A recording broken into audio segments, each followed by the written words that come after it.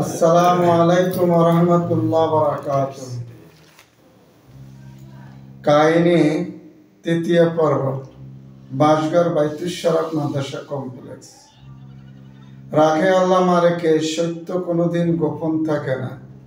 প্রিয় দেশবাসী, ইতিহাসের পাতা থেকে, আলোচনা ও সমালোচনা থেকে কেউ কোনোদিন রেহাই পায় না।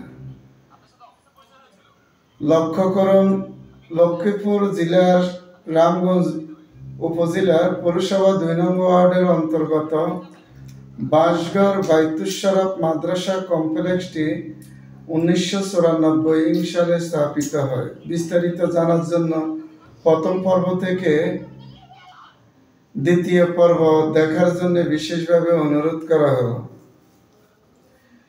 আসলে দীর্ঘ ৩০-৩২ বছর যাবৎ প্রতিষ্ঠানটি এলাকাবাসীর জন্য একটি দ্বীনি মাখরাজ হিসেবে বিদ্যমান।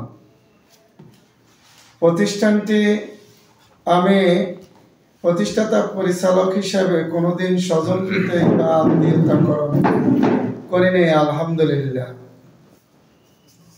আপনারা দ্বিতীয় পর্বে হয়তো দেখছেন সভাপতি কারা কারা ছিল, সাধারণ সম্পাদক যারা ছিল প্রতিষ্ঠানের শুরু থেকে, যে 1994 থেকে আপনার যে আমি বলতে চাই মরহুম জনাব মোহাম্মদ হাবিবুল্লাহ সাহেব, ওনার পরে দিয়ে আসছিল জনাব আব্দুল মতিন পাটোয়ারি সাহেব, তারপর আসছিল আলহাজ মোহাম্মদ শাহজাহান পাটোয়ারি সাহেব। এই ধারাবাহিকতা প্রতিষ্ঠানটি কোষাধ্যক্ষের দায়িত্ব ছিল পূর্ব পাটোয়ারি বাড়ি জামে মসজিদের, তারপরে দিয়ে মাওলানা আইয়ুবুর রহমান সাহেব তৎকালীন, তারপরে দিয়ে হচ্ছে তারপরে জনাব আব্দুল মতিন সাহেব পাটোয়ারি, তারপরে মাওলানা জসিমউদ্দিন সাহেব। প্রিয় ভাইয়েরা, উক্ত দিনে প্রতিষ্ঠানটি আমার প্রাণপ্রিয় এলাকাবাসী সার্বিক সহযোগিতা আসলে তারপরে খুব সুন্দর সুচারুভাবে পরিচালিত হয়ে আসছিল। আসলে আমরা এত যে মানুষের হিংসামি করি, কোনোদিন কেউ হিংসা করে, অহংকারী করে, টাকার ক্ষমতা দেখায় চিরস্থায়ী নয় ভাই। লক্ষ্য করুন, আপনার আজ টাকা আছে, কাল হয়তো থাকবে না। কোটি কোটি টাকা, কোটি বহু ক্ষমতাশীল, বহু টাকার মালিক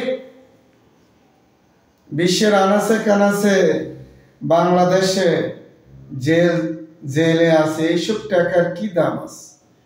যারা মানুষের প্রতি জুলুম করে, অত্যাচার করে, নির্যাতন করে, মানুষের প্রতি মিথ্যা অপবাদ দেয়, সেই যেই হোক না কেন, টাকা দিয়ে একসময় মানুষকে হয়তো সাময়িক যে কিছু আকৃষ্ট করা যায়, মূলত তাদের বিবেকের আদালতে তারা দায়বদ্ধ। তারা বলেন, হ্যাঁ আসলে তো এই লোক খুবই অহংকারী এবং টাকার গুমানে মানুষের প্রতি নির্যাতন করে।